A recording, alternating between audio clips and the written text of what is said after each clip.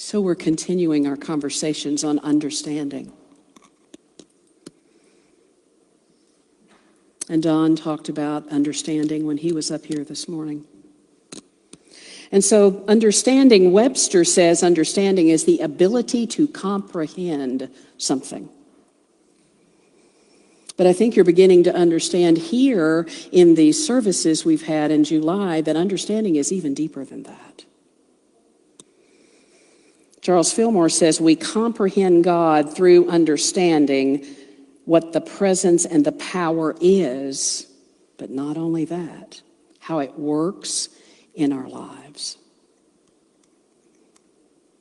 And there's the thing that changes us, is allowing that understanding to work in our lives.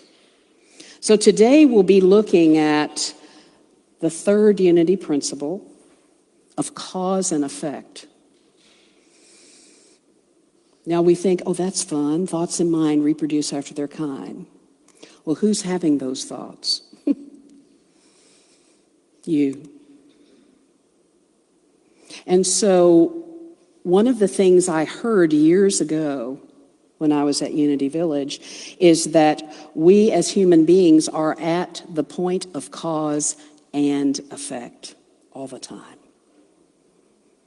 I'm going to say that again because I want you to take that understanding in. We as human beings are at the point of cause and effect all the time. Do you understand that? Do I understand that in my life when I'm looking at something and going, oh, I either love this or not so much? And do I understand that I have a piece of whatever that is I'm looking at? Because my thoughts are wrapped around whatever that is. Do we understand that? So I've been talking to you about where all these amazing principles came from. I brought my book of the Kabbalion today, just because I keep it with me a lot, especially when I'm talking about unity principles.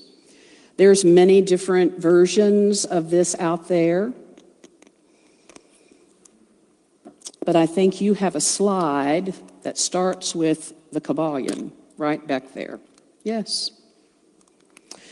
And so the Kabbalion, remember, was created before even Jesus, the Master Teacher, was born. And it was downloads from Holy Spirit. And there are 7 principles, and we'll look at all 7 of them eventually. But the first week we talked about mentalism, which means that divine mind is what created everything we see, even ourselves, because we're a part of that. And then last week we talked about gender, because there are male and female aspects. That doesn't mean that if you're a woman that you are only the female aspect. It means that there is a blending of the male and female energies within all of us. If you remember, I told you understanding is a more feminine principle. Next month will be will, which is a more masculine principle. The feminine energy opens up to receive information. The masculine energy is willing to take that information and act in the world. So, in saying that, then we move to cause and effect. And so when I look at the world sometimes, I go, I don't like that. Has anybody seen anything going on out in the world that you've actually said, I don't like that? Or you may have said something even stronger than that. I really don't like that. Or whatever words you put around it. And so how are we individually a part of race consciousness that is assisted in the creation of that thing that we abhor? Now, some of you are probably wanting to get up and leave right now, so lock those doors and don't let anybody out right now. Because until I grow spiritually enough and understand that I'm a part of it all, one of my very favorite books in New Thought is by an author called Walter Starkey. I introduced my friend Marcia to that about 2-3 weeks ago, and she hasn't been able to put it down. In 1999, I went to an Awakened World conference that Michael Beckwith threw, and it blew every item in my brain totally out, and I started looking at the world very differently. Reason being is because, yes, Walter Starkey was there, but Barbara Marx Hubbard was there, Marianne Williamson was there, Wayne Dyer was there, anybody that was anybody, Deepak Chopra was there, and I sat most of the time for 8 days like this, taking voracious notes, going, how can I take all of this information in? Because I desperately wanted to. But one of the men that talked that really had an impact on me was Walter Starkey. Unfortunately, he's no longer on the planet, but his books are still out there. And he has a book called It's All God, The Flowers and the Fertilizer. Nice way of saying that there's going to be stuff that we're going to go, I don't want to deal with that. But it's all God. And so, I usually ask you all to talk in a moment, but I want you to talk about that with the person sitting beside you. Where do I have an issue knowing that it's all God? Go. So let's just pause right there for a moment, because there's going to be another question in a few minutes to kind of deepen your discussion there. So let's go to the next slide. So, first unity principle. This should be like old hat to you now. We've done this. This is the third Sunday. There is one presence and one power in my life and in all the universe, God the good omnipotent. Say that with me. There is one presence and one power in all my life and in all the universe, God the good omnipotent, except what?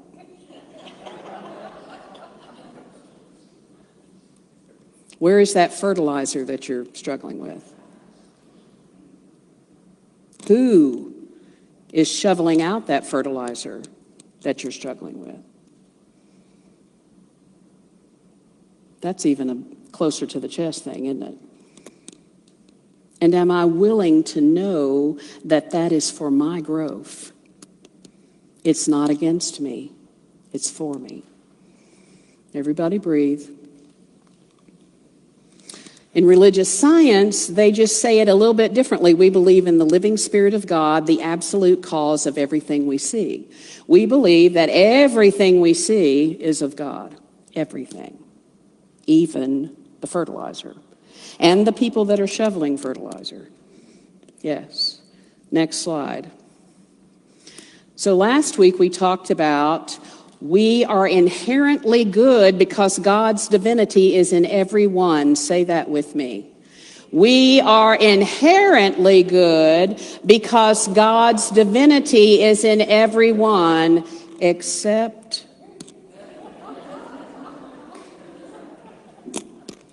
I'm glad you all can laugh, because that's the way I do it in my life. I'm like, I have just sat here and made that person the problem with me. Anybody ever done that? And then I have to go, where is it in me? Religious science says all people are individualizations of the one Spirit.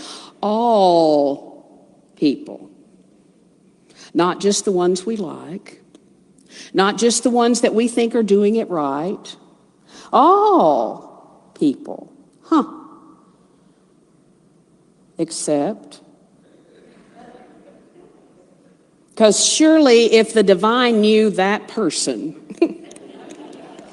and watched what they were doing, the divine would say, I'm sorry, you're getting it all wrong. So let's look at the next slide. Here's where we are today. We create our experiences by what we choose to what?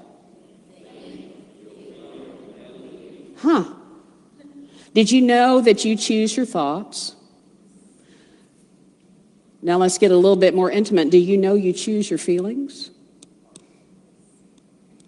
We want to think, if you all ever get to meet my sons, they've helped me grow spiritually over the years.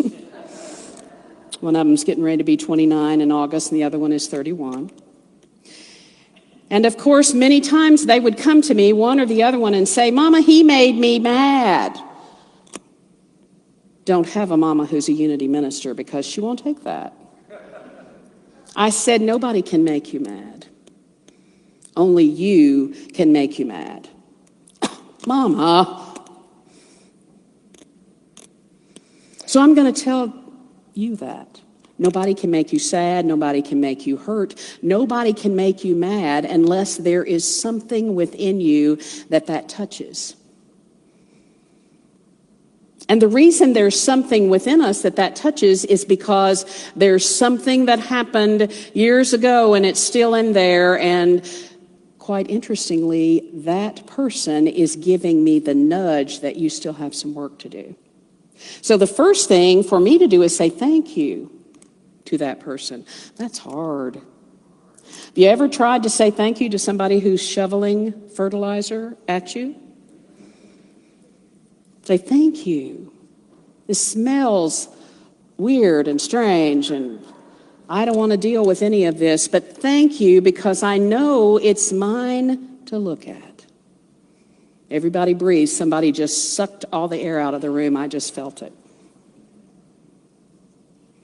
What we think, what we feel, and what we believe, or what we say we believe. And sometimes I found over my lifetime that what I say I believe and what I really believe are two totally different things. You ever felt that? We can become revealers of the truth when we come in close contact with it. Now finish the conversation that you were having with the person you were having it with about where this is difficult for you. Go. So I can hear that there is deep conversation out there. In fact, I can just hear it stirring. And that's a good thing. I hope you don't stop these conversations. This is what it's really about to be in spiritual community, not, again, just to sit and look at the back end of somebody's head in front of you and listen to some talking head like me blabbing. It's about having those deep conversations and creating community together. So I've jumped out there on a limb this morning and decided to bring in an old lesson that I did years and years ago called the skanky pot. Don't you wonder what that's about? And to know that Jimmy Scott is the one that helped me create this years and years ago. You all know that I started my New Thought journey here. And he talked to me a lot about meditation. And I started trying because I'd grown up Church of Christ. We didn't meditate there at all. We prayed interesting prayers about how horrible we were and would somebody please save us from all of that, but not anything different than that.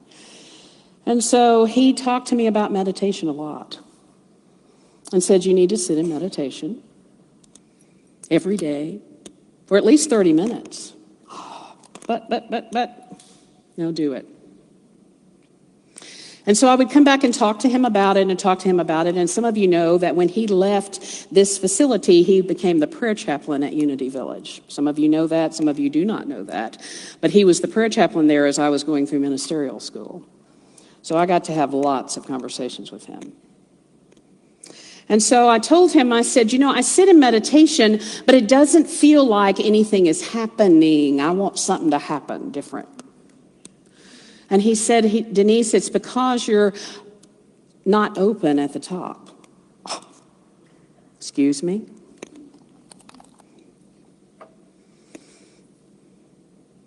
What I had done over the years is you can't see this, but poked a few little holes in the top of me and let a little bit in, but not a lot, because I was afraid what was going to happen. You know, I was like, okay, if I really get into this silence, is it going to suck me out into a vortex and then I will never come back? Or what's going to really happen to me, right? So the reason I did this is because I didn't want the board to think I'm going to spray water all over the stage this morning. But when you try to pour it in, it doesn't go in like that when you're not open. You can sit in meditation from now to the end of time, and this is what's going to happen. It's not going to go. It's not going to go. And so I thought, okay, Jimmy, I get you. So I'm going to open at the top and see what's happened. What do you see in this jar? Fertilizer. That was in me, that I'd been shoveling out on people and not even realizing that I was. So just think about yourself. And I would pour things in, but look what it looks like. And I would say, I sit in meditation, but all this skanky stuff comes up. That's why skanky pot. I said, all this skanky stuff comes up, and I don't know what to do with that. And I can't get quiet enough for good things to happen. He said, just keep pouring, honey. Just keep pouring. Just keep getting up every morning and get into the silence and just keep pouring and pouring and pouring. And, you know, for about a year and a half, it just seemed to get worse. I'm just going to be honest with you. That's the spiritual work, people. That's what Charles Fillmore was talking about when he talked about affirmations and denials. When this skanky stuff starts coming up with us, we have to go, that has no power over me. If I keep pouring in the light and the love, eventually, on a good day, I'm going to say that several times, on a good day, this is what it looks like.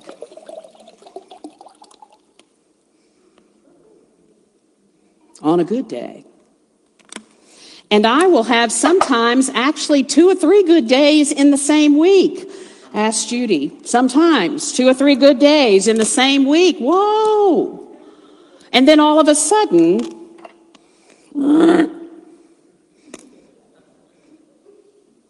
do you understand that we are at cause and effect of everything in our life? Everything.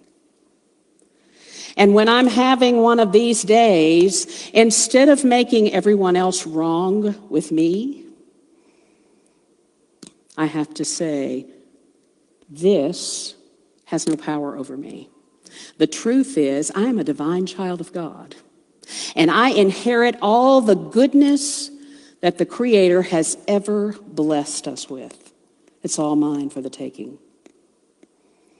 And so I just keep pouring in the light. I want you to close your eyes for a minute with me. And just breathe. Hate and anger and rage and violence has talked too loudly in our world. Love must stop whispering. What is the love that is attempting to bubble up from the inside of me but can't quite get out? Because there's still something, some residue that I need to be willing to let go of. And who is that person that I might have labeled as the shoveler of fertilizer? And am I willing to see that person in a different light?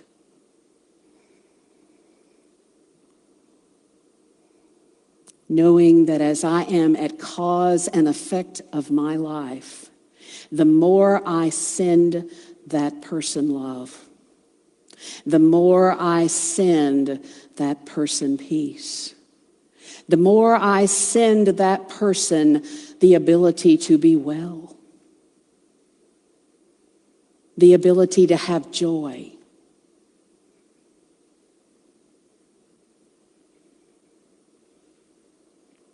And so visualize that person or persons in your mind. and echo me. May you be peace. May you be love. May you be well. May you be happy. Feel inside your body, where are you having any resistance to that? Just breathe. And one more time. May you be peace. May you be love. May you be well. May you be happy. And when you're ready to come back into this room, just breathe. I leave you with an Ernest Holmes quote today. Work with your consciousness until it ceases to function on the level of the problem and begins to function on the level of the solution. Namaste.